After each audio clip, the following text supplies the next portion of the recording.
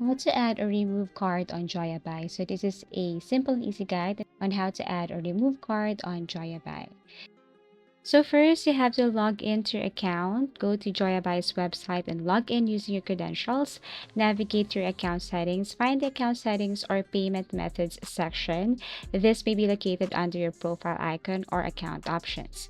Now add payment method. Look for an option that says add payment method or add credit or debit card. Click on it.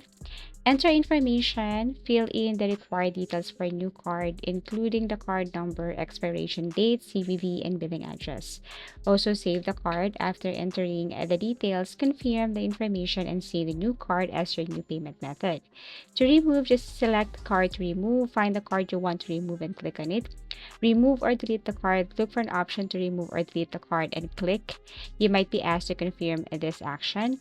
And then after that confirm removal, you can confirm that you want to remove the card and the payment method you will be deleted from your account.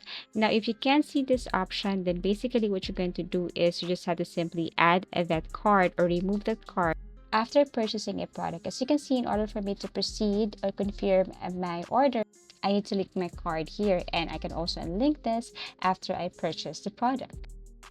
Thank you so much for watching, and see you again in our next video tutorials.